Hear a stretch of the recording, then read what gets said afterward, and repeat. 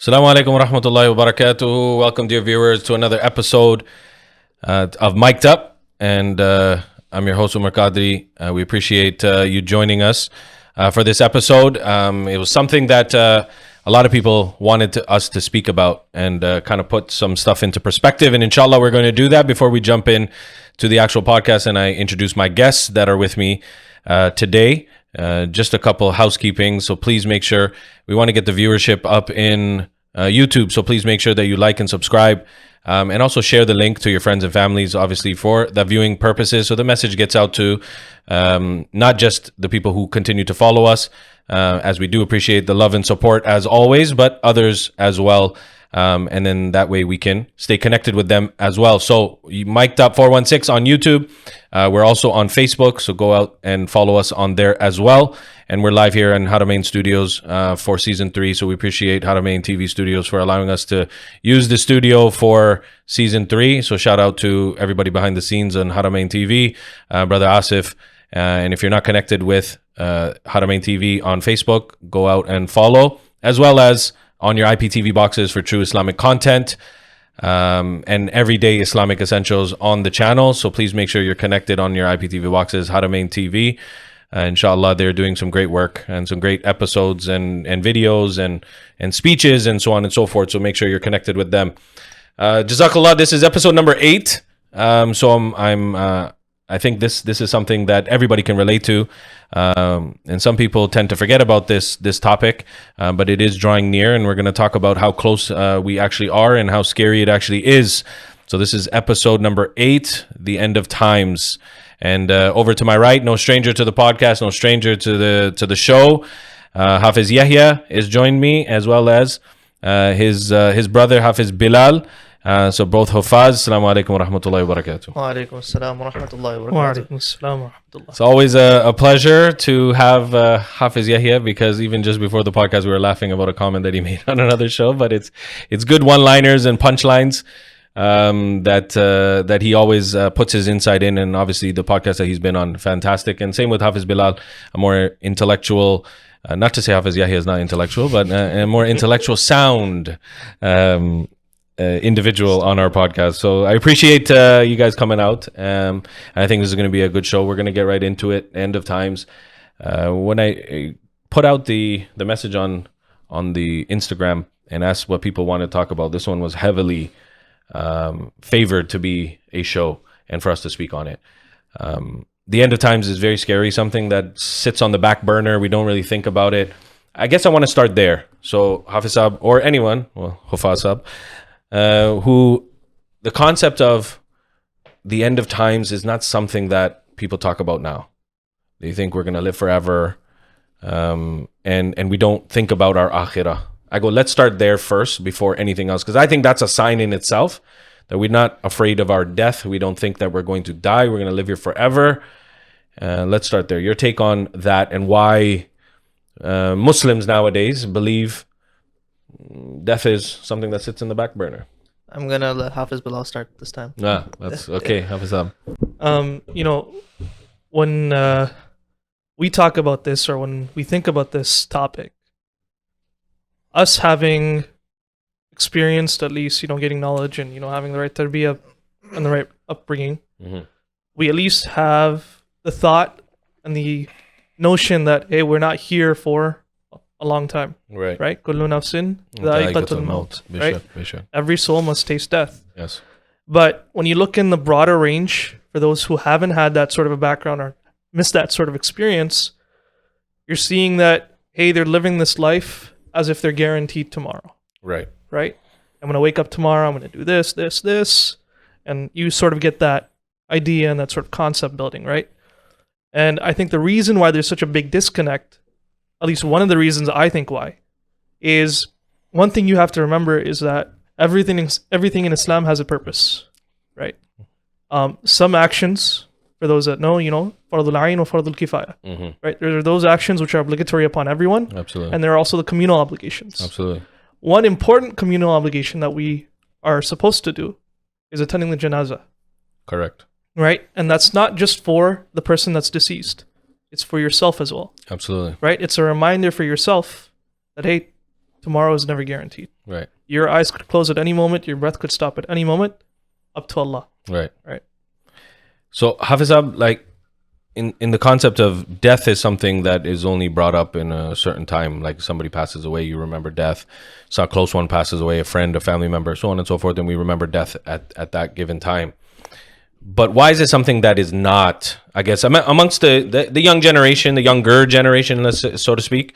Why is it something that is just, yeah, I'll think about it when it actually happens to me in that sense, meaning affected by me and my family or something like that? I think the biggest issue is that the way we commemorate death, in other words, you could say even say celebrate it. Yeah, it's become a function. It's just become something that we celebrate. Mm-hmm. It does not hold any true, values besides, okay, this is kind of the final rites for someone that has been deceased, Right. and that's it. Everyone deep down, if you go to a funeral, knows that one day, that's the one guarantee we came into life with. We are going to go. Right. The problem is now when you start taking something that is an ibadah and you turn it into a commemoration, a function, right? That's all it's going to become. It's in that moment, and that's all it is. Whereas if you look at the time of the companions, radiyallahu anhum ajma'in, that they used to constantly remember death. They used to shiver out of fear, even though they were guaranteed Jannah. So imagine this, you're guaranteed, Allah gave you a guarantee that you're going to Jannah, but they would still tremble with fear, right? That was their taqwa in Allah. So these are the people that you need to look back at and say, hey, they treated this as an ibadah. Right. They didn't treat it just as a commemoration, Right. right? The other thing is when people die, we're all sad, right?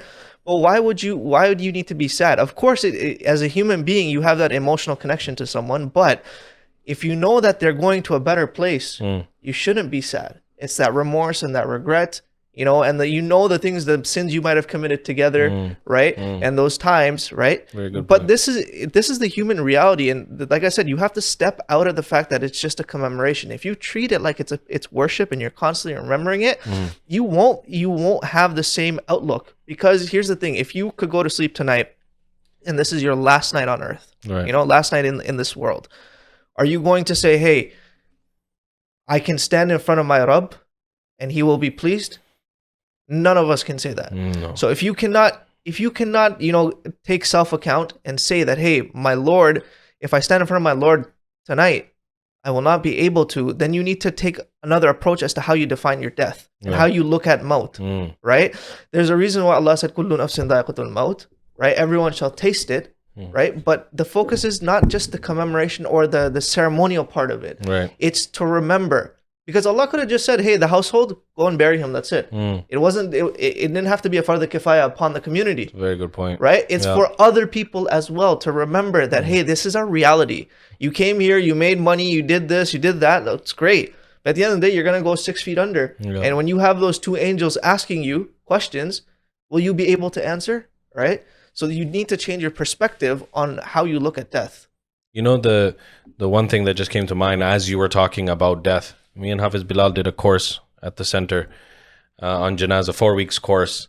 I was there. And and how real, when we put, well, it wasn't a real body, but when we put the mannequin there and people actually saw, and Hafiz, if you remember, people were just shocked, like this is how real it gets. And when we were putting the kafan and showing the ghusl and all of that, like this is the realest point that people don't think about. And when you were mentioning, the companions, Alim Ridwan, I remember when we went to Jannatul Baqi, and like you said, they were the ones who were guaranteed paradise. But the Prophet ﷺ used to go and tell people, go and visit graves, so you remember your death, and that's something that is far, far back in the people's minds, because what is more important is obviously the world. And, their jobs, like you said, and the money that they got to make and the houses that they got to buy and so on and so forth. Which leads us, I guess, a great segue into the actual topic is the end of times. Now, the Prophet ﷺ extensively spoke about major signs, minor signs, and so on and so forth. And I want to touch on some of them for the viewers, and especially people who don't know about signs that either already happened or are happening. Right? So I guess let's start there. What's one of them that you think that anyone can jump in, is something that stands out and says, well, this one's definitely happened or is happening or has happened already. And then I want to kind of put that together at the end and say, look, guys, we said a bunch of these signs, minor or major, and look. And then I want to leave with the stuff that we're leaving at the end with. And I think I want to finish off with that to even put it all into perspective, like so eloquently. So I'll start off with one that connects to me right away. We're speaking about end of time or the end of times, right? Yeah. Keyword their time, right? Sayyidina Anas bin Malik radiallahu anhu, he narrates this hadith from Sayyidina Rasulullah sallallahu alaihi wasallam.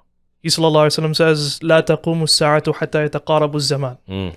That the hour will not come until time is constrained. Yep. How is it constrained? فَتَكُونُ السَّنَةُ كَالشَّهْرِ وَالشَّهْرُ كَالْجُمُعَةِ. That the year will feel like a month and the month will feel like a week. Right. وَتَكُونُ الْجُمُعَةُ كَالْيَوْمِ. And a week will feel like a day. وَيَكُونُ الْيَوْمُ كَالسَّاعَةِ. And then the day will feel like an hour. And وَالسَّاعَةُ كَالضَّرْمَةُ بِالنَّارِ. And that the hour is like the flare of the fire. Right? And we experience that, right? You're sitting here today, you're thinking about, hey, we're already in 2024. Yeah. Almost a month, over a month has almost passed by. Right. Right? Like everything is just flying through, absolutely. right? You don't remember what went to, like you don't feel the time passing, but the next day you wake up, the day was short. Yeah. I don't even remember what I did. I didn't have time to do this, that, and that. And you're feeling that effect of that time constraint or that constricting time. I don't have on time. you. Yeah. I don't have time. One of the things, as you mentioned, Imam Hajar, who does naql of that in Fathul Bari, he said that the time restraint that you mentioned, that the day will feel like just minutes went by. The misal that he used was the time, the day will feel as if the time difference between Asr and Maghrib. And that's how it feels like. Like you could be busy working or doing anything and you're just like, where did the time go? To your point. Yeah. But for me, I think that one, the value of time, and we talk about the students in madrasa and we tell them, there's ones who are studying Fardul Ulum and all of that. And we tell them about that value of time. And the one that stands out to me the most, Imam Nawawi rahimahullah, he slept 2 hours in 20 years. 20 years. And though he didn't live a long life, but that little jalak that you get, when you're about to doze off, he counted that as sleep. And when he calculated it, and he said that I calculated my eyes closing, equivalent to 2 hours in 20 years. And he says, I continued to study, and I valued time so much. And the Prophet ﷺ mentions that. And he says, there's going to be no barakah in time. Allah will lift barakah from time. And to your point, that's where the restraints come in. Hafiz. There's a lot of signs that have already happened. There's a lot that are still to come. Right. The major ones still to come are like the Dajjal, the beast of the earth, Ya'juj, Ma'juj. Yeah. Sayyidina Isa alayhi salam comes back, Imam Mahdi, the appearance of Imam Mahdi, so Right. on and so forth. Right. But some of the ones that have already passed, people that are disrespectful to their parents, right? Zina, alcohol, drug abuse, right? There's one I was just reading right now that really crossed my mind, and I think this is a good interpretation of it, that the number of men will decrease, meaning the ratio of men to women, right? I don't know if that means physically there'll be less men born, Right. but in today's society, you can see there's a lot of conversion happening, Yeah. right? Wow. So 1400 years ago, Nabi alayhi salatu wasalam already hinted to this, Right. right?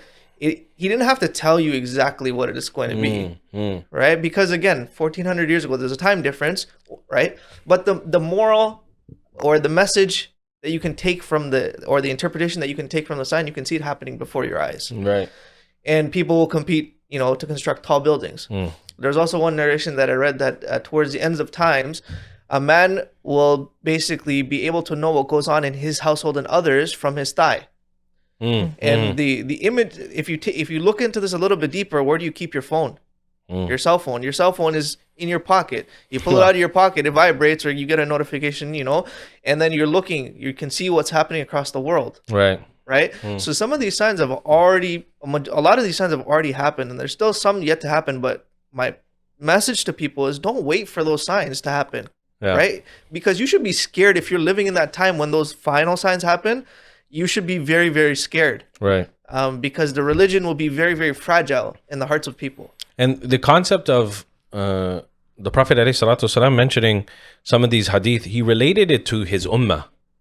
And that's where I think, You know, people, because if you think about it, for example, wine will be widespread, public drinking, and this and that. We know, and there's countries in the world that you can publicly drink, and so on and so forth. But wine will be normal. But it was normal in the time of the Prophet ﷺ too. So when the hukam came down to that it would be haram in Islam, the companions left it. But they didn't stop the kuffar of Makkah, for example, so on and so forth. Other areas when they migrated to Abyssinia, so on and so forth. So wine was still there. But why did he say wine will be widespread? It's still going to happen. It's amongst the nation now, right? And that's one of the things you see. Like you see Muslims, we see them all the time, right? And we see people who are going to clubs and stuff, and they're getting drunk, and they're intoxicated, and so on and so forth, and they can't let it go. We know people that come to the center, and you can smell alcohol on their breath. You know, Allah, you know, give them hidayah and save them from that drug. But the concept is, these narrations for the viewers, for them to understand, is when the Prophet ﷺ prophesied about the end of times, major and minor signs, it was to safeguard the ummah, and that the ummah will be doing some of these things. The construction of tall buildings, it's Muslims who are doing it. You go to where we just came from, and the building, we went to Ghar Thor, we went on top, Hafiz Luqman behind the scenes, led us in Salatul Fajr, and what did we see in the background? The clock tower, right? Which is probably the tallest building in that area anyways. And the same, sorry to cut you off, same idea applies to all of them, right? So when Hafiz was mentioning, and you're mentioning these minor signs, right? Immorality becoming prevalent, or that which is haram becoming prevalent, right? Mm-hmm. We had adultery before.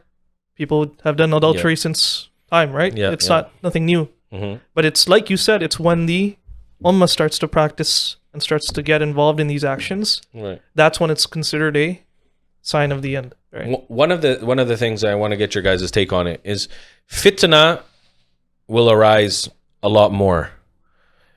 And fitna will prevail. And I think that's the wordings in Bukhari Sharif, that it will prevail. What's your take on that? Like, why would that be a fitna will prevail? What is your take on it? I'll fill in my take after you guys speak. But the Prophet ﷺ said, fitna will prevail. Meaning, will it have an effect on people and then they will fall into the fitna? Your kind of take on that about this. Of course it will, because he also gave one of the other signs, ﷺ, that knowledge will decrease and there'll be more ignorance. Right. Knowledge is power. Right. A lot of people don't have that knowledge. Right. We talked about just right now the people that, you know, are falling trapped to, you know, the alcohol or the drugs or whatever. Most of them don't even know. It's sad to say that some of the stuff that they're doing is haram, or that it invalidates such and such. They don't know the consequences of their own actions. Right. So if you don't know, and you're just, like I said, if you're just a Muslim by name, or you're born into it, but you didn't actually, you know, accept it, you didn't actually take your own shahada, you didn't learn the basic requirements, you're going to fall trapped to this. And that's what's happened here, right? Our parents or grandparents or generations before us came to these countries, which was great. But obviously they could not, all of them, teach us the deen. And we didn't have the facilities in place. So 1 to 2 generations at least we lost. And because we lost them, their characteristics, their behaviors, those things changed. And you can see that translate now to these generations, of course, right? Where we see only a handful of people that have continued to teach the deen and stuff like that. It's been passed on, you know, and those, you know, Allah give hidayah to that come and they learn. But majority of them, they don't really care, right? They treat religion like it's a hobby. It's a chore, right? They don't treat it like it's something they want to do. Right. Now, of course, if you're new to the religion, it's always going to be like, that's like starting a new workout, right? You're going to hate it the first few days, first few weeks. Of course. But then once you get into the routine of it, you're going to love it. Right. And it was the same thing with the companions. I mean, you take someone, for example, you mentioned the narration of drinking. You know how hard it is to quit? If you right? But they did it. Right? Why? For the sake of Allah subhanahu wa ta'ala, because they understood that, you know, it's going to, there's something better, there's something bigger out there. The religion has given you all the, you know, answers to all the questions that you have, all the reasons, all the purposes, everything. You just have to look at it with the right lens. And if you don't, or if you look at it with the wrong lens, you're going to fall victim to the fitna that's around you. And I think a lot of that, Hafiz, I'm sorry to cut you off, but a lot of that has to do with people adding their own opinions. This is what I think, and this is what I believe, and this is how I take it. And I think that one in itself, like to your point, knowledge will decrease and scholars will be leaving this. We've lost, even in our era, lost some juggernauts of the religion. But the concept is the ones who have that knowledge, I find that are hidden. They don't want to be known, and they don't want to be, out there and stuff. And we all know names that we can say that they're just gems. They're quiet now. They've gone into that era where they're just, day by day, and they're in their ibadat and so on and so forth. Hafiz, you were going to say something about in regards to that? Yeah, no, I was agreeing with what Hafiz was saying. I just wanted to give like an example. Yeah. As to what you're saying, fitna will prevail, right? On the last podcast, we were talking about Sufi cults, and I'm going to tie this example to that. Yeah.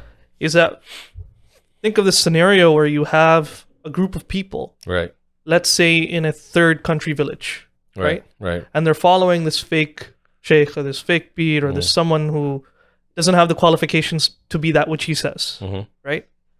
Now, how do you work to convert their thought or their process? Like, how do we fix those people that are living there? How do we get them to turn away from that person, right? You think it's going to be easy? No, not at all. For the ulama, the ones, who speak out against it or trying to combat this fitna, salam to them. They're doing their best, right? But when you think about it on a broader perspective like that, for example, whatever you're saying is just going to go through one ear and out the ear of the other ear of those people within that village. Yeah. Right? That's the ignorance that we have today. Right? And you know what? It's sometimes I'm baffled, and honestly, I'm baffled because, and then I think to myself, I'm like, we all know that whoever Allah subhanahu wa ta'ala gives hidayah to, nobody can take it away. And whoever Allah takes hidayah away from, nobody can give him hidayah except for Allah. And it's so true that you see some of these people who now have glued to these people who look the part of a Muslim sheikh, but obviously have no amal. And we talked about that in Sufi cults and stuff. One of the other big things is the core roots of Islam and what Islam stood for. What was the first thing that Kuffar of Makkah called the Prophet ﷺ before Alan Nabuwat? Sadiq and Amin. 100%. He was trustworthy. So that tells us in itself that Nabi Kareem sallallahu alaihi wasallam, he prevailed in that many things, but he excelled in showing that he's trustworthy and showing that he's a truthful one, right? Is that apparent now? That's one of the signs that there's going to be no trust amongst people, right? And that I think is very scary because people will say things and people will be deemed liars. Truthful people will be deemed liars, and liars will be deemed truthful. And that's, to your point, Hafiz Bilal, that's what we're seeing now. Yeah, but you also solve the answer in the question too.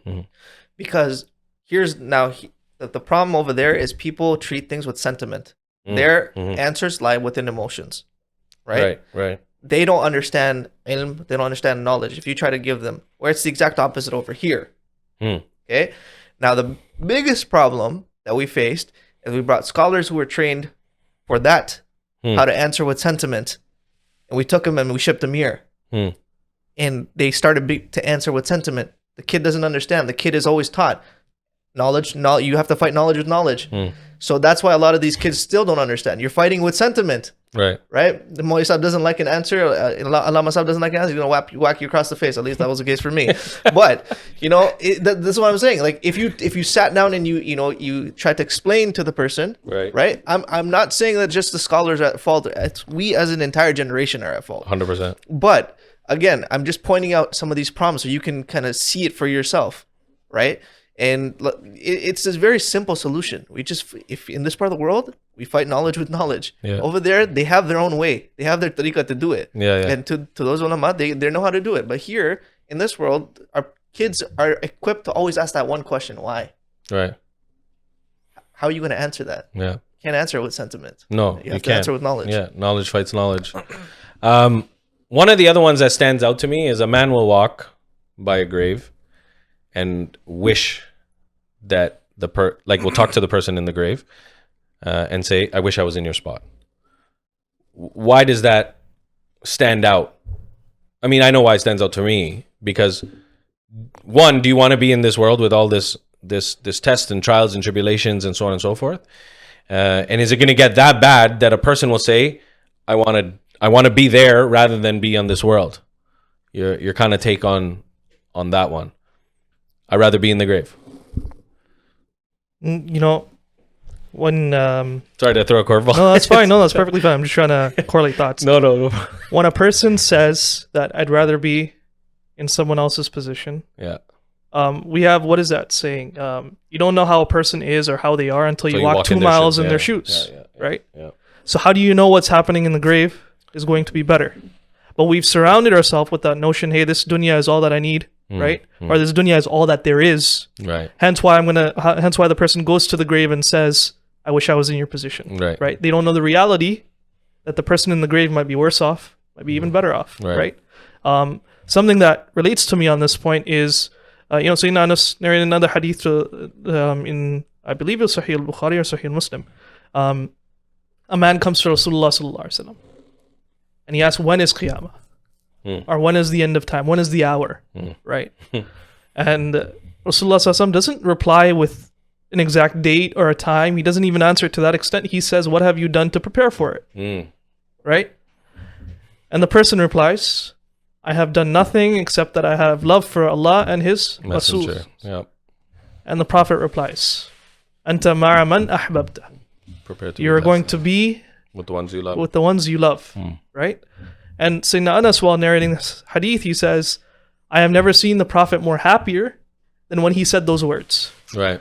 And so when I die, I want to make sure that I have love for the Prophet, Allah, Abu Bakr, and Omar, so that I'm there, so that they are my only hope to go into Jannah, because I have no trust on my actions. Right?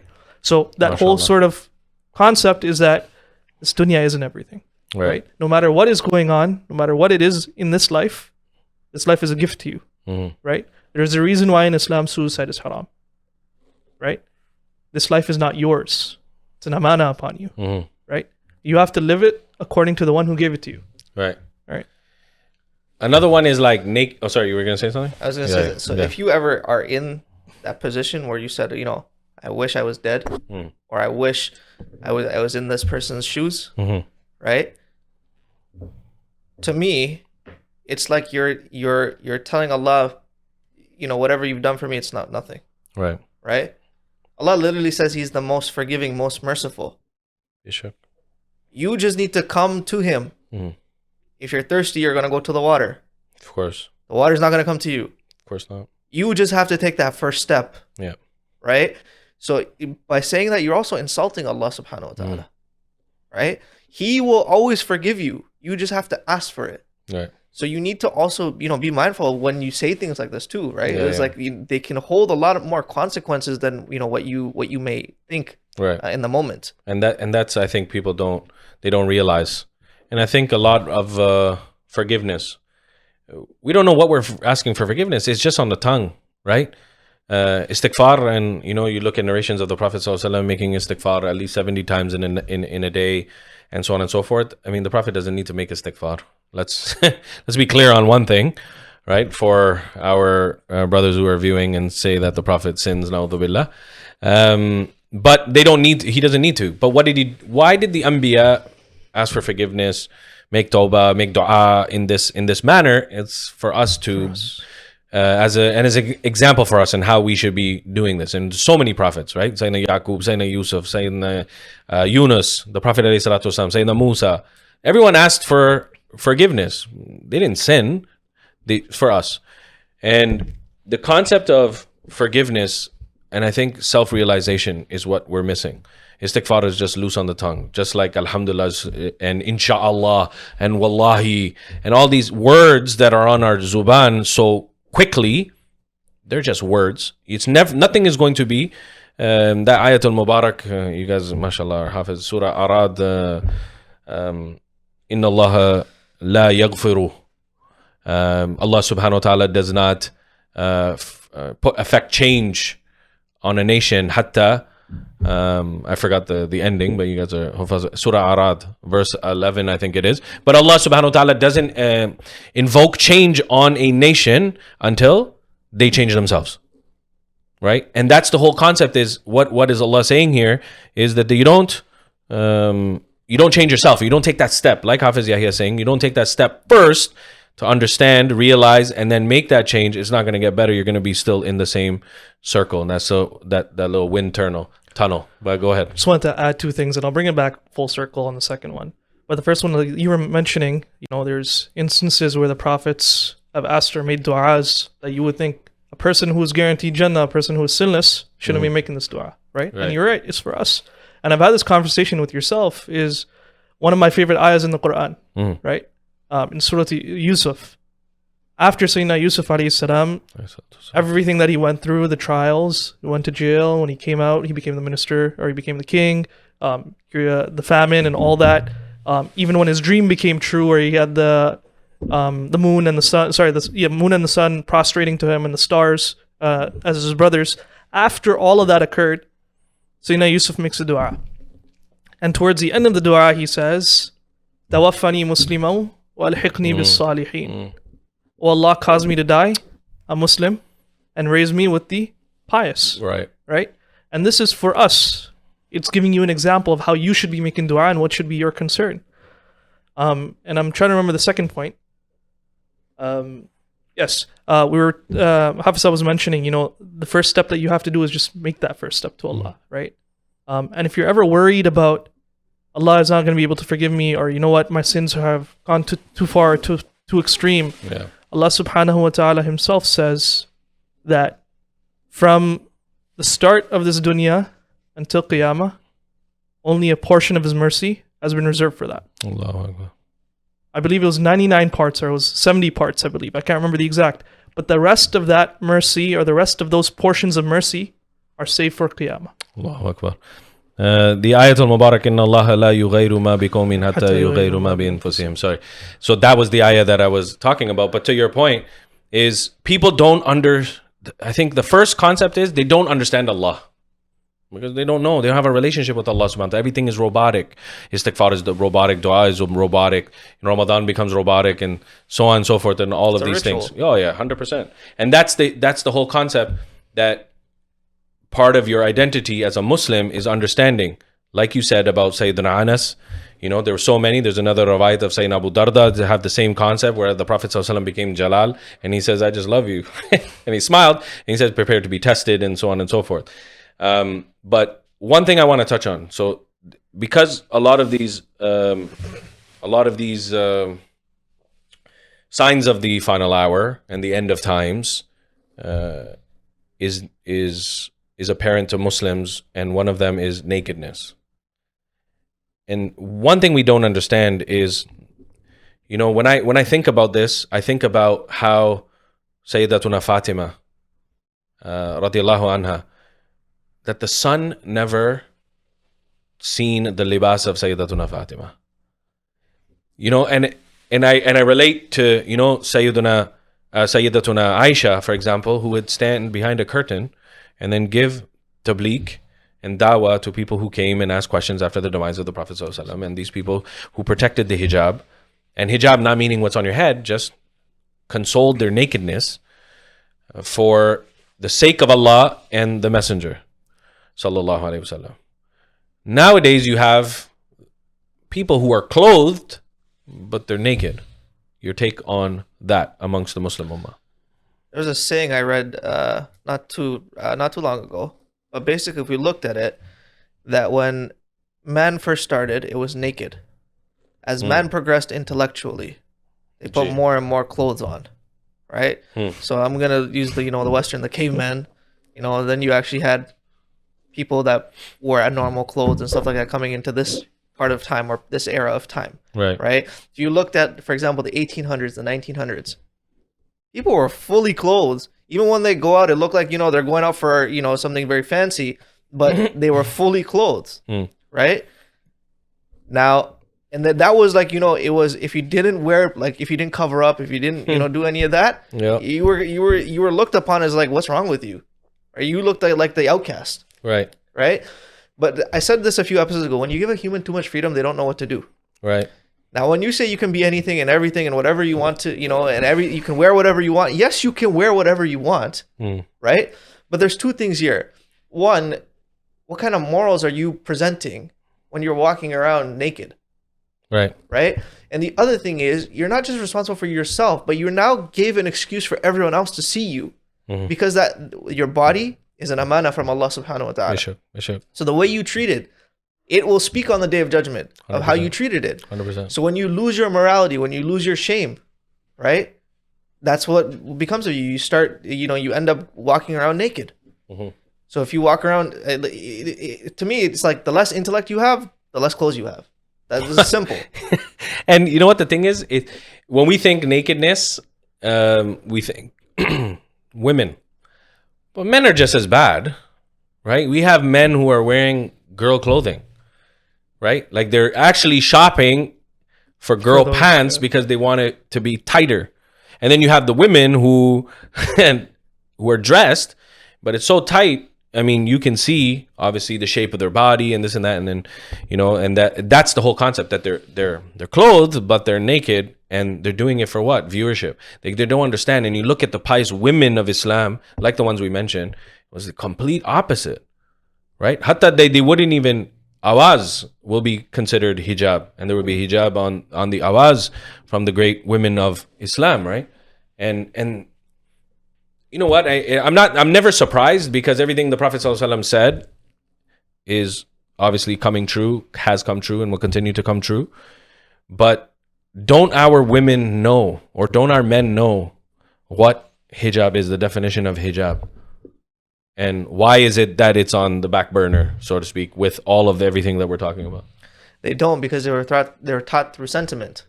All they know is, okay, I need to cover up from here to here. Right. That's it. Yeah. Everything else is fair game. All right.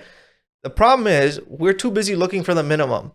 What's the least that I can do? Not to say this is just the bar, because Islam is a universal religion. Right. So the commandments and the rules they don't look at money, they don't look at status, they don't look at any of that. So the minimum was for if you are applicable at the minimum. If you can do over the minimum, you should be doing over the minimum. Right. You should be approaching the maximum. Right. But that's not the way we look at it. We look at it, Allah only said for males just above the navel to just below the knees. Right. Well, brother, we're in the 21st century. We're not living in the caveman era, or we're not out in the wild west. Like, we're cultured, intellectual human beings. Right. So start dressing like it. But no, you want that attention. Because that is also what sells. The marketing and the media, they sell that nakedness. So they think in order to be more attractive, to be more presentable. Right. Okay, simple question then, brother or sister. Why don't your parents go outside walking around naked like that? Right? Very true. Yeah. Come on, be real with me, right? Yeah. Why don't your parents go around walking around in the streets, right, naked like that? I'm pretty sure they don't know you're doing it either. And why are you hiding it when you're going out? Yeah. Right? Yeah. Again, you're doing it because you don't understand the very core tenets of your own faith and your belief. Right? And if you do, you were taught it in a way that, unfortunately, you're looking for the flaws rather than looking for the positives within it. Right. And once you start doing that, just to add on, it's a slippery slope. Mm-hmm. The moment you start to make an excuse for something, or to do something that you know is wrong, or that you've heard is wrong, the moment you start that one excuse, shaitan's right there. Yeah. That second excuse is there. That third one is right there. Yeah. Hafiz said the minimum for a man, according to Hanafi fiqh, is from the navel to below the knees. Absolutely. Right? If you're going to say, hey, that's all I need to do. That's all that was required of me. Right? Tomorrow, it's going to be above the knees. Yeah. Right? And then it's going to be less. And then it's going to be till the abdomen. Yeah. Right? And then eventually you get to what you were saying, nakedness. Yeah. And, it's a shocker in all, right? Because we see this, but to your point, Hafiz is sex sells in this day and age. And I say this all the time. For example, you go to countries where we're from, India, Pakistan, and Pakistan more because it's an Islamic country, and you see big billboards. Remember, it's Islamic Republic of Pakistan, but there's nothing Islamic about it, right? Very little. And I'll quote my brother, and he says, Islam is gone from Pakistan. Very few people. Like it's to your point, it's not it's a hobby now. Now here's the concept. You look at every billboard. Remember, there's adhan going off 5 times a day, 365 days of the year. It's an Islamic country. And you see big billboards, shampoo, selling Dove shampoo, and there's a woman who's half dressed. And it's I used to see it when I used to go. I don't go anymore.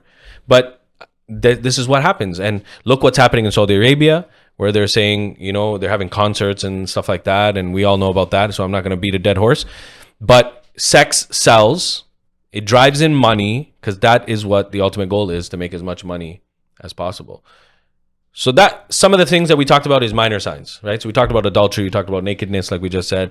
We talked about the increase of men, increase of women versus men. We talked about disobedience to parents. So I'm just summing it up for people so they know. We talked about fitna, and people will be okay with the fitna. We'll talk about knowledge will be decreasing. People fall trapped to fitna.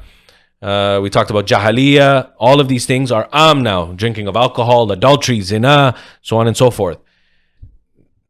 I guess the meat and potatoes now comes in, is about where everybody wants to hear about is the major signs. Because that's the big shocker.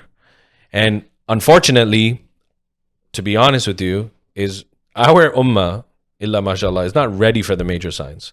So let's start there. I think the bridge between the minor and the major signs, and this is all including in like the minor signs, building the towers, people will compete in building tall buildings, destroy mountaintops, greenery in Saudi, in Hijaz. Say that actually, yeah.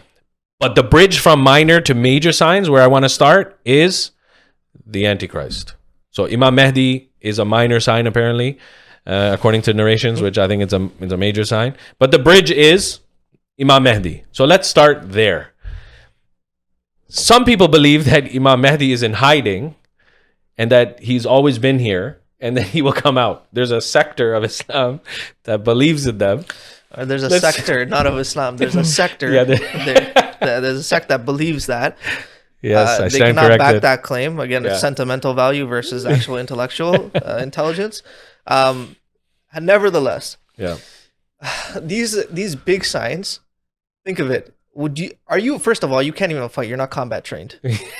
How are you going to get behind the Dajjal or Ya'juj, Ma'juj or any of these, you're going to be, in a way, you're going to be trembling in your pants, for lack of better words, right? Imagine this. The Dajjal comes to you and he says, okay, listen, if you accept me as your Lord, I will give you Jannah, and he'll show you one Jannah. And then he says, if you don't, I'm going to send you to my hell. Right? But he's going to show it to you. Right? Mm-hmm. How many people would fall trapped to this in this day and age? Muslim, non-Muslim. Non-Muslim we know, but Muslims, a lot of us would, because we don't even know how to approach the situation. We love to hear the folk tales, the stories, and all these narrations and stuff. But what do we do out of it? We just listen to it. It goes in 1 year. It was it was like a lot of fun to listen to, and it was emotional and this and that. But what are we getting out of it? Are you taking the core message from it home? Yeah. Right? So, like I said, the Dajjal will come up to you and I'll ask you, hey, if you accept me as your Lord. So someone will say, okay, how do I accept you as my Lord? Show me something. So the Dajjal or this person will say, okay, listen, my father so-and-so died. Bring him back to life. So Shaitan will be there. He will he will replicate himself into the form of that person's father or mother. Right. And it will come alive in front of him. Mm-hmm. And so you just gave your word to say, hey, I'm going to accept you. So now you've just accepted the Dajjal.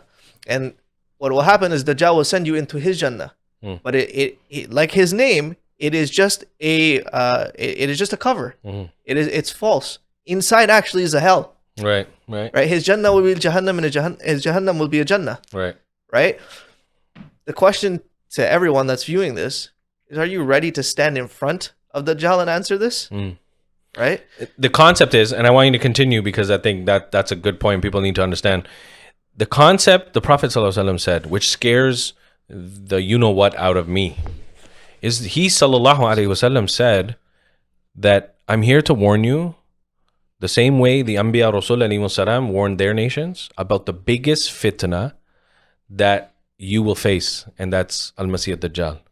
And I'm here too, standing here, telling you about this. Him, sallallahu alaihi wasallam, saying that you don't want to see Dajjal, because I pray for my ummah who sees Dajjal.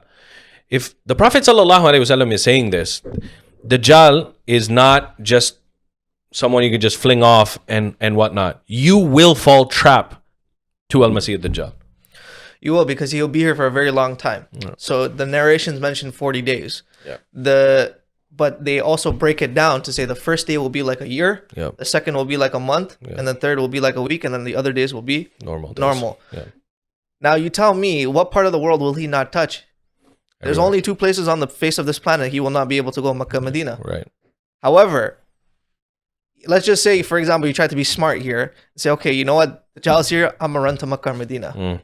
Brother, there's going to be other things that happen in Makkah, Medina that will force all the people who actually don't believe out. Yeah.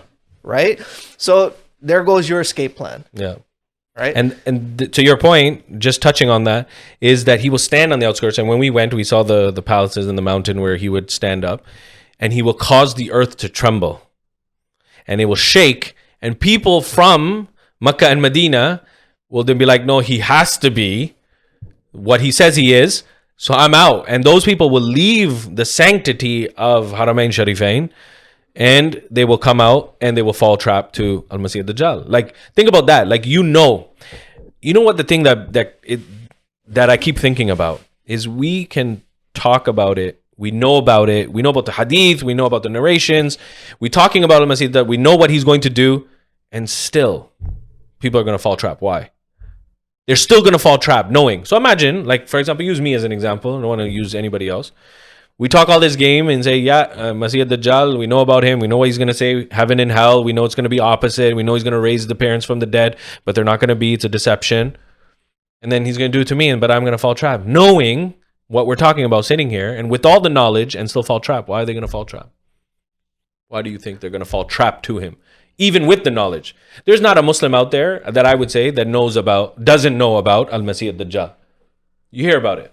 You know, if we're still alive, then we'll see for ourselves. Yeah. But Allah protect us from those days. I mean. But, you know, why it occurs is that's a test for you as well. Yeah. Right? I've said this a couple of times before as well. When we reach those days, Iman is like what? Hot coal in our hands. Yeah. Right? Those that don't have Iman but claim to be. Right? We are hypocrites at the end of the day. We say one thing and we do something else. Right. Or we believe in something and we do something else, or vice versa, or some form of it, right? We're not true Muslims anymore. Right? When we know all these facts, right? For example, you know what he looks like. You know what's written on his forehead. You know how many eyes he has. You know what's in his hands. You know what he's going to say to you. You even know what he's going to say to you. You even know what people are going to ask him. Right. You have all of this detail, and yet people will still fall into, right? Because rooting out the real from the fake. I just want to say something because it reminded me of, like, you know, high school and middle school. It's like the teacher gave you the exam bank with the answers, yet you still failed. It's true.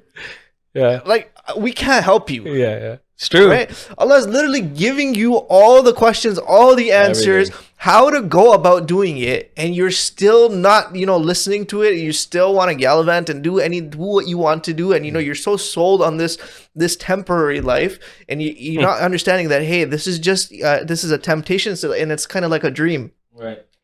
The real test is after this. Yep. Right. There's also narrations and the tafsirs and stuff. They mentioned that the army that will take down Imam Mahdi, Sayyidina Isa alayhi salam, Sayyidina Isa alayhi salam and Imam Mahdi, the army that will take down the Dajjal, their army, it will be of 600 people, 200 men and 400 women. Right now, you have over 1 billion Muslims on this planet. If you can't even form a line around Hajar al-Aswad to kiss and touch the stone properly, how are you going to fight and pick amongst yourself, or you know, to choose who's going to be amongst that 600? Right. Powerful. Right? Very powerful. So knowing all these signs, knowing all that's great. It's good to empower yourself with but what are you doing proactively to be able to make sure that you don't fall trap into these? Right. Again, there's going to be other things even before Ya'juj and Ma'juj and Dajjal. There's going to be Dabbatul Ard, which is even more scarier. He has the staff of Sayyidina Musa and the ring of Sayyidina Sulaiman. How are you going to face these challenges? That's the more critical question that, you know, people that are listening should be asking. Right? It's good to know the signs. It's good to be aware of them. But how do you approach them? So take a simple example. When you're driving, you know the rules for the signs. You don't ask why a stop sign was put there. Right? But you know what to do when you approach that stop sign. You stop, you look both ways, and then you proceed. Roll a little bit. Yes. But you don't just shoot right through it because you know there's consequences. Absolutely. Right? There's consequences. Just because you can't physically see them or touch them doesn't mean they're not there. And if you fail it now, you're going to face the consequences as soon as you die. And then when you're resurrected again, and then in the afterlife as well. Mm. So you're messing yourself up for 3 different phases there forever, almost. And, think of it. You're looking at this scenario or this approach, good to arm yourself with knowledge, but ask yourself deep down inside, have I prepared for this? And what am I doing to prepare for it? Yeah, on that note, as to why you fail. Hafiz just said, you're giving the questions and the answers. The teacher gave you everything, and yet you're still failing the exam. When kids study for a test, they're prepping for that test. Right. They're putting in hours beforehand. Right. They're putting in time beforehand and effort beforehand to get ready to answer the questions. Right? Some kids do well, some kids do half and half, but that's all based on their preparation. Right. Right? Even like with the cheat sheet? Even regardless. Right. But like you said, we know all of these details and we're still failing. Yeah. We failed to prep. Right? We had all our life, but we were just looking for the signs. Right. We didn't do anything in between. Yeah. Right? And I'm going to go on a little bit of tangent here on questions and answers. People say that Islam's a dark religion. All it talks about in the Quran is Jahannam and punishment and adab, and that's it. Right? It's not. Where you have instances where Allah subhanahu wa ta'ala is describing and giving you the details of what's going to happen and what Hashr looks like and what adab looks like, what the nar looks like. Right after that, you have what Jannah looks like. In Surah Al-Qaf, Allah subhanahu wa ta'ala says about Jahannam, يَوْمَ نَقُولُ لِجَهَنَّمَ هَلِ امْتَلَأْتِ وَتَقُولُ هَلْ مِن مَزِيدٍ. Jahannam will say, is there more? Or is that it? No. Right after that, just 4 verses down, Allah talks about those who will go to Jannah. Yeah. وَدْخُلُوهَا بِسَلَامٍ. Now you enter with peace. Yeah. Right? And Surah Al-Mudaththir, questions and answers. قَالُوا لَمْ نَكُ مِنَ الْمُصَلِّينَ وَلَمْ نَكُ نُطْعِمُ الْمِسْكِينَ وَكُنَّا نَخُوضُ مَعَ الْخَائِضِينَ. They will be asked, why didn't you pray? Why didn't you feed the poor? Your answers are right there. Right after that, it speaks about Jannah. Yep.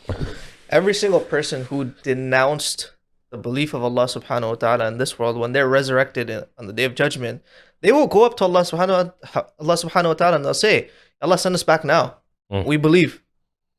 Yeah, it's too late. Why? Because we've seen you. We see with our own eyes. Yeah. But that is a true test, that even if you did not see him, you still believed based on his signs. Now, we talked about one thing that, Allah gave you all the questions, the answers, and everything, right? To be honest with you, it's a better deal in the Quranic law book than any law book of today. And I'll tell you why. Open any law book, they tell you the consequences. It's all full of consequences. You can't do this, this is the punishment. You steal, this is the punishment. Do this is the punishment. Right. It doesn't tell you, hey, for example, I'm going to use a stop sign. If you stop at a stop sign, what's the reward for that? Well, you're living. The other person that may be crossing the road might be living. It doesn't tell you the pros for it. It all it does is tells you the consequences when you're learning the rules. So you're okay with just learning consequences and knowing them and memorizing them. But you're not okay with opening the book that tells you, hey, these are the signs, there are consequences. But this is what you can also do to avoid getting 100%. into that mess. 100%. And these are the rewards at the same time. Exactly. So I'm just going to put this out there and then move on from Dajjal. So you remember that, and I'm not someone who watches TV shows and everything, but there was a segment on the Messiah. It came out on Netflix. I'm not sure if you guys know about it, but it was a lot of controversy and it was all about Al-Masih Dajjal and so on and so forth. So just recently I watched it, but I watched it with the lens of the Islamic lens. Like, what can we get out of it? And what can we learn from it? And everything I always seen, that we know that he's Al-Masih Dajjal. We know that he's, he never comes out and says, I'm Dajjal in the show. But then you know what happens? He slowly, Allah gives him ability because he gives everything to him. And then he stays firm on what his mission is to deceive everybody. And then what happens is, through his constant deception, he continuously changes people's minds just by his words and just by doing what he's doing. To your point, that 600 people are going to be with Imam Mahdi and going to be with Sayyidina Isa. The world population is going to be majority of Muslims. So we're going to be over 50% of the world's population, whatever the population is going to be at the time when Dajjal comes. But with Imam Mahdi, is only going to be 600 people. That just tells you that how many people are going to go to Al-Masih Dajjal. Do you want to take those odds? Do you want to be like, do you want to be there at that time and go against it? That's how powerful this message is about Al-Masih ad-Dajjal.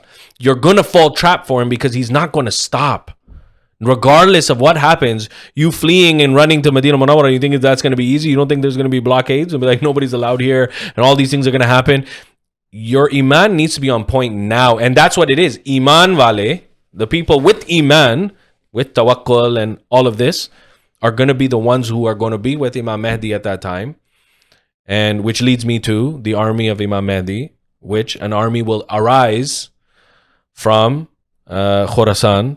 And beware of the black flags. They were the ones who are going to be, not beware, be aware, not beware, be aware of the black flags that will rise from Khorasan, which is another major sign of the end of times, because that's emerge from there will be the fighters of the real mujahideen of Islam. Can we touch on why Khorasan?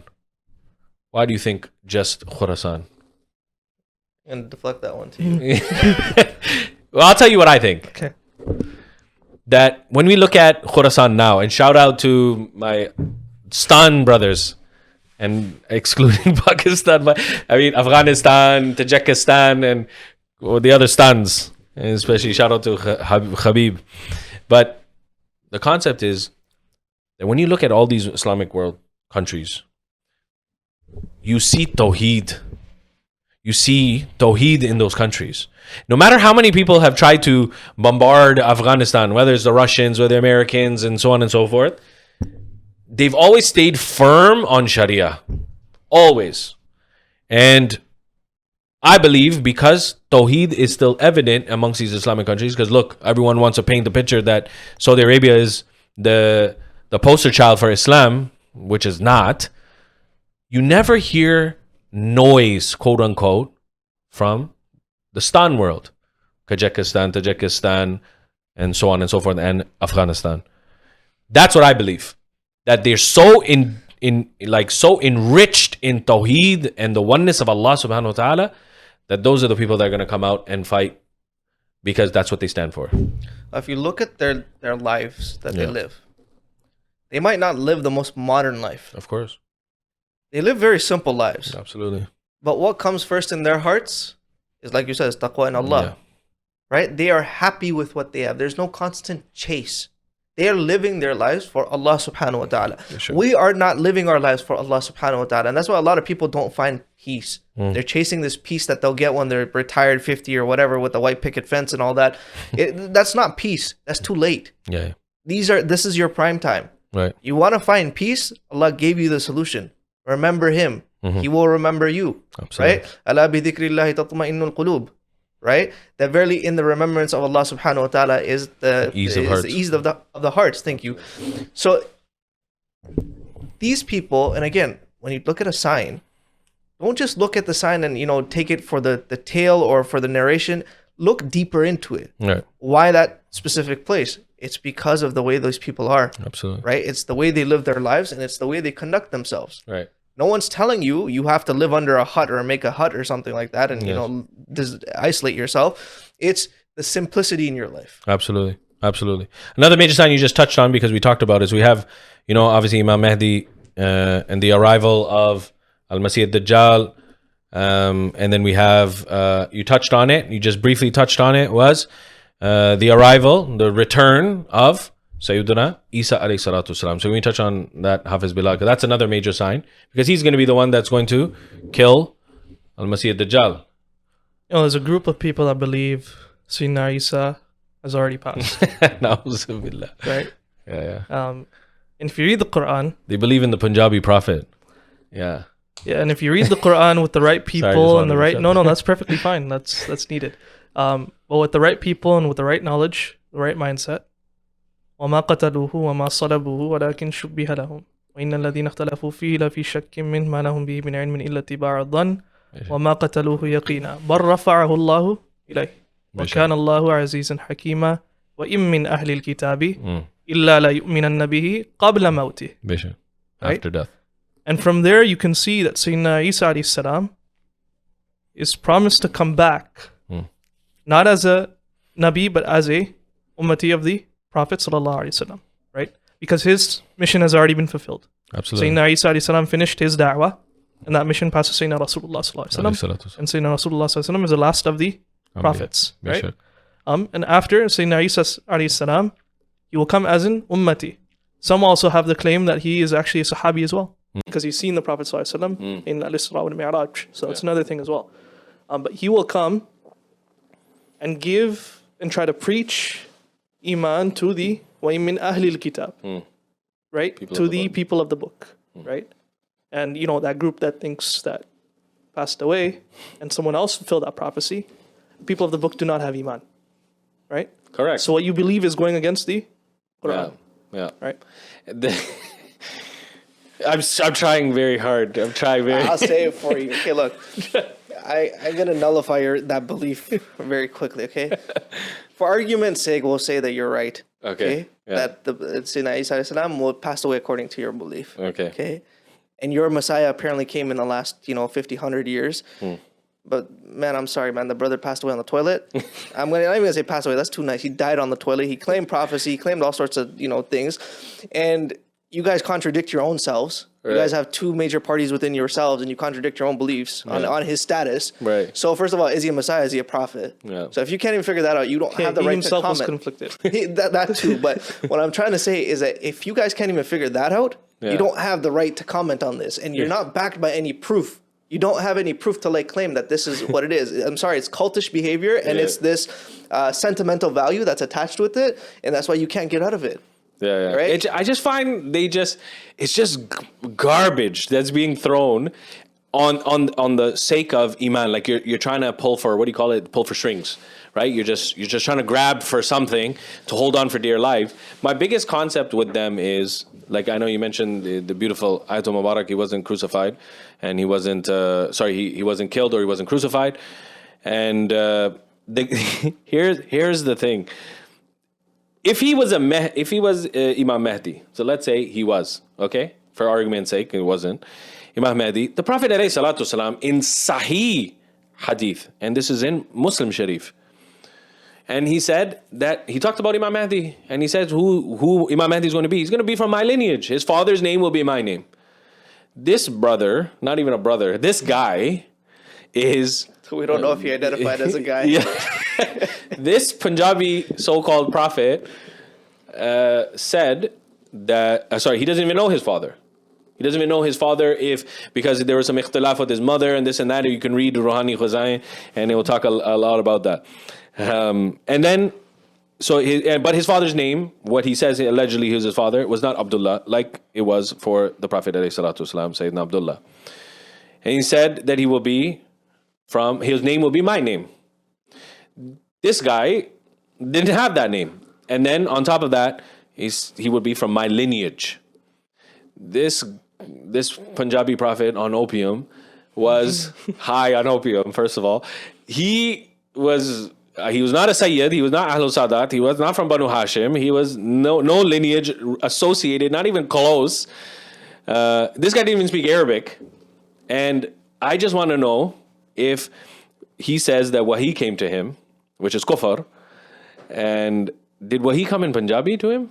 Opium talks in a lot of different languages. If it came in Arabic, and I want to say this, whatever he was smoking, that must have been good for him. But again, coming back to the point, the Prophet ﷺ also said there will be 40 false prophets between his time and the end of time, or 40 false dajjals. Bishak.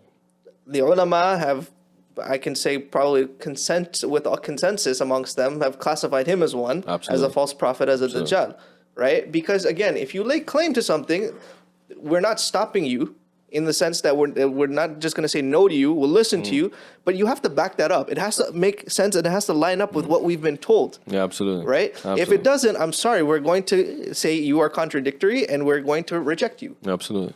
And if that revelation came in Arabic, okay, and your successors, so to speak, are supposed to be the Khalifas of the world, so to speak, then they should also know how to read Arabic or speak Arabic. 100%. Right? I urge all the listeners, when they have a spare minute, Literally a minute. just YouTube their current head trying to read Surah Al-Fatiha. Just listen to that. Just a minute. That's all you have to spare. And then don't give these group of people a second thought. You don't need more than that. And Surah Lahab, yeah. There's a lot, but I'm 3 saying lines and he's just give it a reading minute. off a sheet of paper. Like, it's crazy. Allah subhanahu wa ta'ala issued a challenge in the Quran to the kuffar at the time. And to the end of time, He's issued this challenge. He said, just produce one ayah like the Quran. Allahu Akbar. Acha chalo, you said you're a Muslim, you said you're a prophet. You said you got revelation, quote unquote. Give us one verse like the Quran. Yeah. At least attempt it. Yeah. Right? You couldn't. It's very easy to break this personality or this individual down, and honestly, he's either schizophrenic or paranoid or some sort of weird. The opium. Yeah, it's the crack that he's smoking that that is talking. 100%. But again, take from the moral. The story might be funny or it might be a laugh or it might be whatever. It's sad at the end of the day, but take from the message at the end of the day that there will be many tests and tribulations that will come in different forms, right? It's how you react, how you approach the situation, how you react. And even before that, it's about preparing for that. If you were to face that, right?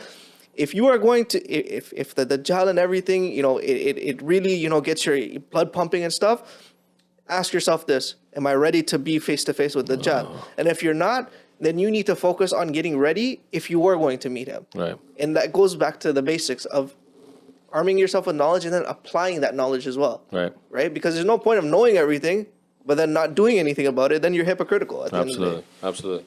So another major sign was the Dajjalun, right? The 40 Dajjalun that will come and so on and so forth. So we touched on Al-Masih Dajjal, we talked about the Dajjal, Dajjalun with the 40, about this guy, the Punjabi prophet. And we talked about Sayyidina Isa returning. There are some other major signs. So I want to briefly touch on that and then end it with what we've been saving, which is the scariest part of the podcast, I believe, that will come out. So another one that comes out is, obviously, you mentioned it quite a few times, Hafiz, is Ya'juj and Ma'juj. Can you touch base on Gog and Magog? I'm going to summarize it because that's a very detailed topic. But they are two tribes of human-like, or you can say humans. Right. And they were encapsulated by Dhul Qarnayn. Right.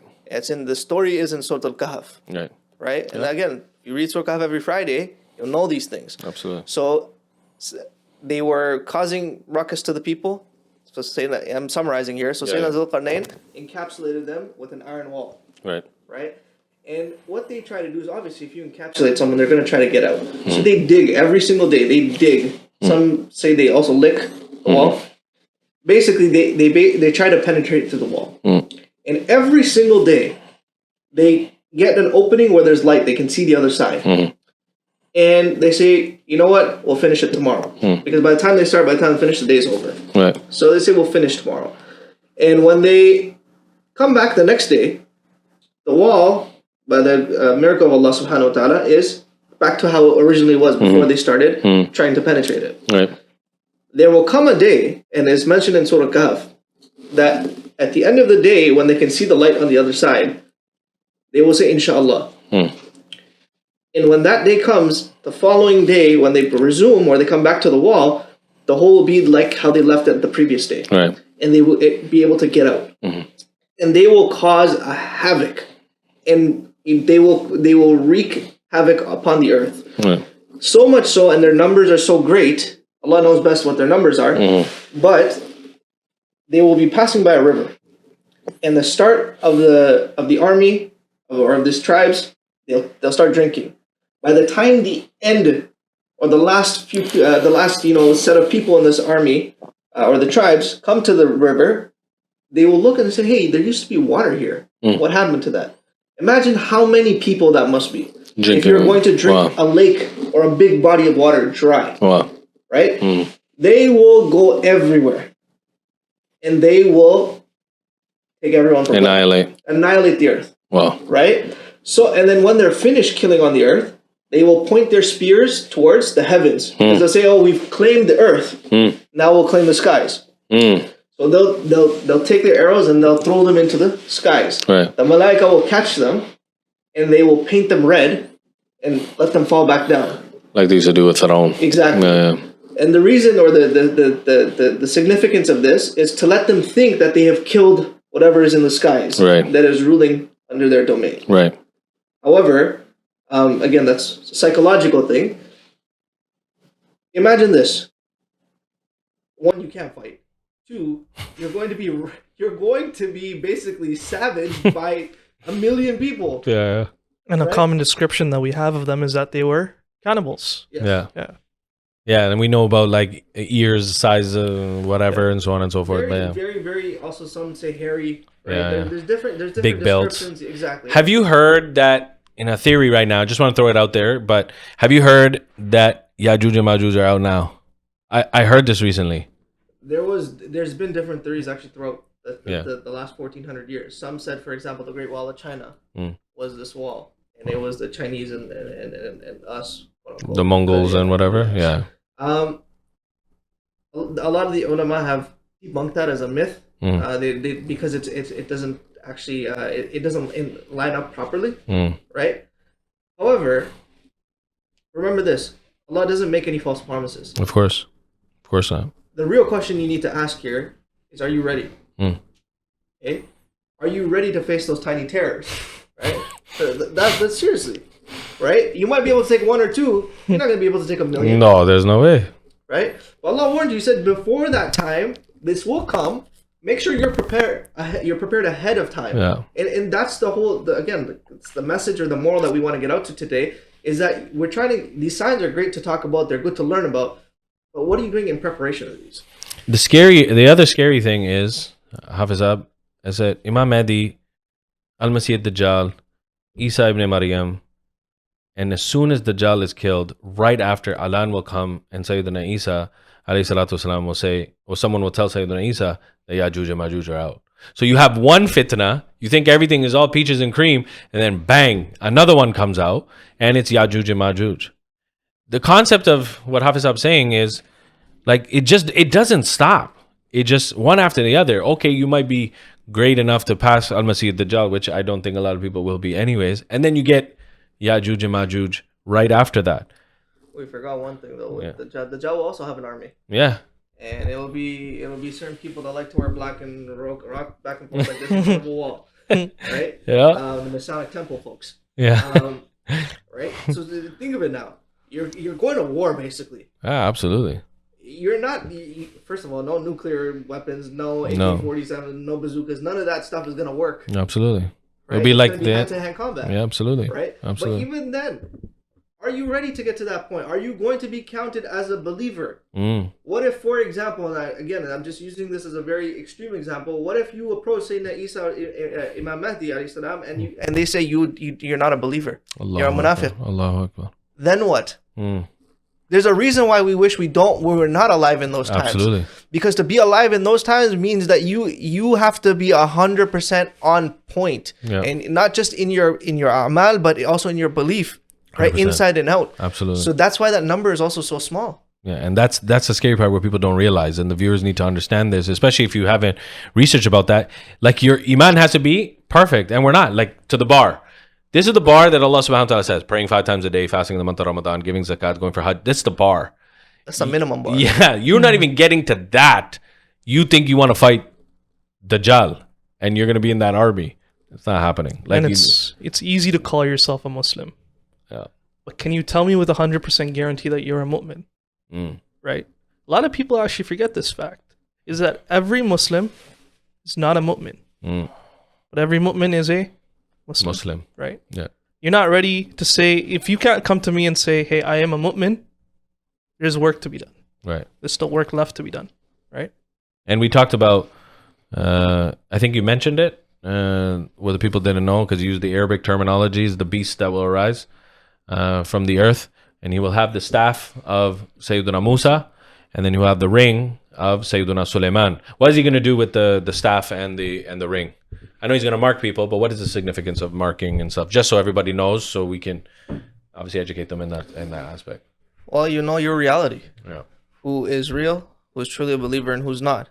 Right? And imagine this, a beast. How about, okay, sorry, I want you to continue, but one thing just came to my mind because I want you to touch on it because you mentioned it. How about those people who only God could judge me? अब आ गया तेरे खुदा. No, seriously, that's what it is. Like, look, just think of it.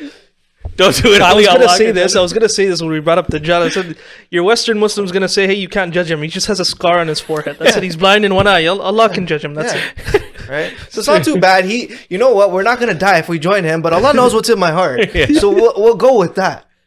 You know how absurd that sounds? I'm sorry, man. Like you're basically a seller. You want the best of both, and you don't want to get it. Listen, the deen and your faith was meant for you to struggle just a little bit. We live such pampered lives. We don't like to struggle. Right. Anytime there's a little bit of inconvenience, we like to complain. We like to bicker. Right. This is what your Islam is trying to tell you. That listen, there's going to be struggles. You're going to be tested. Right? Yeah. We gave you all the tools. We armed you with all the approaches, how to do it, how to avoid trapping yourself in those situations. It's did you listen to it? Did you follow it? Did you learn it? That is the simplest thing. Going back to what I was saying, and I was going to touch with exactly what you just talked about. Imagine there's a beast standing in front of you. You ain't going to be conversing. You're not going to be saying, you're going to be probably reciting Ayatul Kursi or whatever. Or like, if you know it. But most people, oh shoot, oh this, that, they're going to be yelling and they're going to be running in the opposite direction. Right. So realistically, these trials and tribulations, they're supposed to bring fear in you. Right. But in a good way, so that you don't end up, Allah doesn't want you to go to hell. Right. Allah didn't predestine you for hell. No. Allah predestined you for Jannah. You 100%. Took yourself to the other side. Very well said. There's a couple signs, and I want to start with Hafiz Abu and get into the meats and potatoes. Is the smoke will arise, which will fog the entire world, and then the sun will rise from the opposite side. And at that time is that the doors of forgiveness will be forever closed. That's how real it gets, because Allah subhanahu wa ta'ala will not send this azab, meaning the sun rising from the opposite side, until there is not going to be a believer left in this world, which means that everybody from the believers will be finished. But when we're a majority and all of this stuff is happening back to back to back to back, like you said, there's going to be Muslims, but there's not going to be mu'mins, to the point where, I don't know what, I don't know if I'm a muqallid, I don't know if I follow taqleed, and I'm, madhab, why do I have to follow an imam? I'm just a Muslim. Those are the ones that the azab is going to come for. So when the beast standing in front of you marks you with the staff of Sayyidina Musa, he's going to be declaring, you're a Jannati, you're a Jahannami. Pretty much, in nutshell, that's what it's going to signify. Who's saved will be from the ones who have the marking of Sayyidina Sulaiman. So concept is, this is what's going to happen, and that you will be judged before you're actually judged in front of the Creator Almighty. Now, so these are like some of the major signs that, people are adhering to. Hafiz Bilal, the scary part I wanted to leave the viewers with, I wouldn't say, well, it is scary, but the realest part is people often ask the Prophet ﷺ, when is the end of times? What's going to happen? So we know about the minor and major signs. But what did he ﷺ say about the lifespan of the ummah that we want to share with people so they have a better understanding of that? I'll start off with what you're mentioning first. You're saying, this will happen, and then you have, for example, you have Sayyidina Isa, Imam Mahdi, Dajjal, Ya'juj, Ma'juj, and you have Dabbatul Ard, and you have the smoke, and you have all this natural phenomenon. Janab, it wouldn't be called the day of reckoning if it wasn't such a case. Right. Right? If you're thinking the end of times or Qiyamah is just going to be, Sayyidina Isa fights Sayyidina Isa and Sayyidina Imam Mahdi will fight Dajjal, and they will fight the Ya'juj and Ma'juj, and that's it. No. There's more to happen on that day than just that. Right. And that's the reason why it's called the day of reckoning. Right. That's why the Quran uses many different adjectives to refer to that day. Right? The day of judgment, the day of reckoning, and so on and so forth. And to your second question, could you just remind me? Sorry, slipped my mind. So the average lifespan. Because people always want to know when is the end of time. Tell me the date, because that's what everybody wants to know.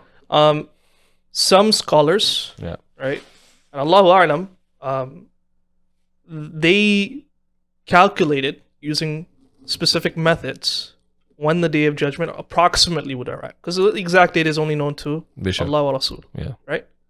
And they used a sort of concept. They looked at the previous nations, Right. right? They looked at how long was the Ummah of Sayyidina Musa alive for? 2,000 years. 2,000 years. And Right. then they looked at the following. How long was the Ummah of Sayyidina Isa alive for? 600 years. Right. Yeah. In the time where you could still consider them Ahlul Kitab, right? Before we had the revelation of the Quran. G. So you had 2,000 and then you had 600, Bishop. right? I believe it was Imam Hajar al-Asqalani that used this method specifically. Yeah.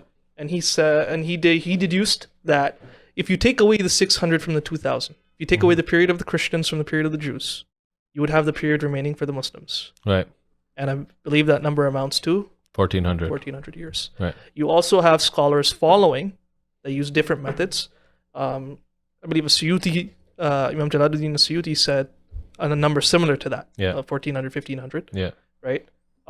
As of recently, in the very recent past, a century ago, Sayyidi Ala Hazrat said approximately 200 years or something like that. Right. I don't know the number off the top of my head, but just Yeah. approximately 200 years from when he left or when he was still on the dunya. Right.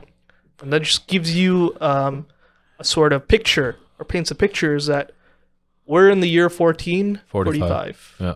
Right? That's very close to those predictions. If it's 1,500, then simple math tells you we're 55 years away from all of this happening. And to your point, where people don't understand is taking away the lifespan or how long the ummah of Sayyidina Musa, the entire Bani Israel at that time of Sayyidina Musa, was 2,000 years. And the ones who followed Injil of Sayyidina Isa, 600 years. You take away those, you get 1,400. That's supposed to be the lifespan of the Muslim ummah. There's also one ultimate wisdom, and it's a good thing that we don't know the exact date of Qiyamah. Right. The reason for this is because we're all procrastinators. Right. We would wait for the last year, last month, some of us the last day, some of us last minute, Right. and then start acting religious, or that's what they call it nowadays, or start acting better, or actually believing or trying to believe. Start being a Right. Muslim. Right? Yeah. So it's the beauty in this is that Allah knew the nature of insan. Right. And that's why it was hidden from us. Because if He told us, what about all the generations that came before? Let's just say, for argument's sake, the Day of Judgment is supposed to be in 1500 Hijri. All and all the generations before us knew that. What would they have done? They wouldn't have practiced. Of course not. They're like, this is their problem. This is, I'll wait till the end of my life, Yeah. And that's the thing. We don't know. And there's a good thing we don't know. So that way we're constantly always ready and prepared. Simple example, you work in retail, so you know this. You could walk up to any of your stores, or you could walk up to any of your employees, and you could say, you could have an inspection. Right. They could be ready at any given moment. Absolutely. But if you tell them, hey, Wednesday, I'm coming, They're they're gonna be going prepared extra for that. prepared. Yeah, for sure. It doesn't count because Absolutely. you want to see it as if, for example, a customer would see it, right? It's Right. the same way. So it's the same thing. Allah doesn't want to just give you that, to just tell you, hey, it's going to be on this day, so be ready then. Right. That's not the point. That's not the trial and the tribulation that you're supposed to go through. That's just that. Then there's no point of having this life, Right. anyways. Right. So there's a hikmah ultimately in why Allah subhanahu wa ta'ala chose to hide that. Absolutely. I mean, the scary part is that from sound narrations. I know there's a narration from Sayyiduna Salman al-Farsi, radiallahu anhu, which said that people will follow into the lifespan of my nation. The Prophet ﷺ saying would be 1,000 years after my demise, after I leave, meaning after the Khulafa Rashidun is done, and they will be 1,000 plus years. And then Imam Suyuti took a knuckle of that and said that there was another Sayyidina Sa'd ibn Abi Waqqas radiallahu anhu said added 500 years. There was another narration in regards to that. All in all, to Hafiz Yahya's point, and if these points that we're talking about, 1445, and if they're right, and which ulama of haq is ulama of Ahl Sunnah, close to that time, 1500 years plus, that means our children are going to see the days of reckoning. And that's the scary part where people need to realize is that these are righteous ulama of the Ahl Sunnah who studied this stuff, took from sound narrations, and are giving it to us, and now we're presenting it to you, that it's very, very close. What is your message? I'll start with Hafiz Bilal, to everybody on the end of times. Like, what do we have to do? What is your message to them? We've been speaking throughout the podcast, on the different signs. Hafiz also inputted, you shouldn't worry about the signs. It should be whatever you prep for it. Yeah. I would say that, talk about the signs. It's good. Learn about them, right? Because there's a wisdom behind it. It instills the fear of that this dunya is temporary. Of course. It gives you that notion and brings you back onto the right track, Yes, right? sir. And that's the whole idea behind it. For those that have passed away before Qiyamah, to have known about Qiyamah was to keep them on Iman, Of course. right? And what I would say to those that are concerned or about the end of times, or they're worried, hey, it could just be right, it could be even tomorrow if Allah willed, right? Forget about what's going to happen. Forget about what you've heard about what's going to happen. Forget all the signs. Ask yourself three questions and be prepared to answer for them. ما ربك ما دينك ما كنت تقول في حق هذا الرجل, and be ready to answer for what you've done. Allahu Akbar. Right? Sorry, are you done? No, I was just gonna say, Yeah. Sorry. focus on those three questions. It was a very nice pause you did. Sorry. And it was like, I just saw you drinking water and I thought you were going to speak, so I stopped for a it was second. a mic drop situation. Sorry, go ahead. So I said, focus on those three questions Yeah. before the questions you have kills all your time. Allahu Akbar. Hafiz, I'm yeah. going to add on to that. Say you know the answers. Okay, now for a quick second, go into your imagination. It's dark. You hear thumps, footsteps. You see two beings in front of you. And they're asking you questions. You know the answer. You knew the answer in this dunya before you left. But your mouth isn't opening. Allahu Akbar. So now imagine, even if you do know the answers, why isn't it not coming out? Right? Allahu Akbar. They ask you, who is your Lord? You know it, Rabbi Allah.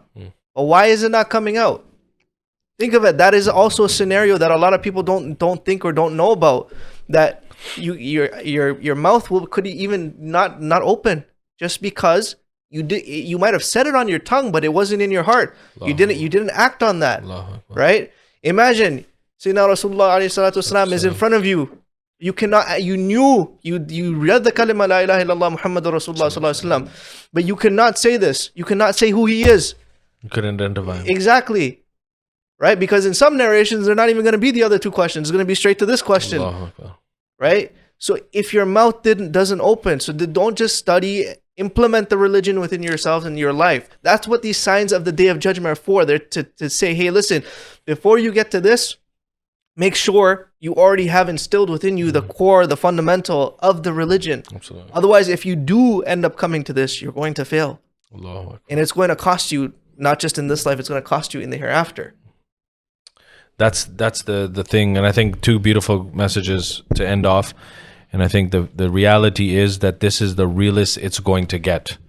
It's the questions of the grave. It's preparing yourselves, mind, body, soul, spiritually connected with Allah and His Rasul alayhi salatu wasalam, and I think that's what it is. So beautifully said from Hafiz Yahya and Hafiz Bilal. I think is a great podcast. I think there's probably going to be a number 2. Because every time I have the two Hufaz, they always ask for a sequel. So we'll see what the viewers say. So Jazakallah once again to the Hufaz for coming out, speaking about the end of times. And I'm sure it's going to be beneficial for all of you, and it was. But the message that I have, very short, is don't dwell on stuff that you can't change yet, but you can change yourself. And I said implement the change in yourself first, get closer to Allah subhanahu wa ta'ala your way, which is following the Quran and the Sunnah. I go work on that, be a better you before you try to fight in the army of Dajjal and Imam Mahdi and worrying about those things, because those things are not going to be asked you. Did you fight with Imam Mahdi and Dajjal? What's going to be asked of you is the 3 questions, like the Hufaz said. So Allah make it easy for all of us and the understanding of the deen. We appreciate everybody for watching. Share it, like it, subscribe to our YouTube channel, continue to push it out, give us feedback, put in the comments, what you want us to talk about, so on and so forth. We have Ramadan coming very closely, and then after Ramadan, we got something special planned for everybody with special guests and so on and so forth, which I think is going to be great. So stay tuned for that.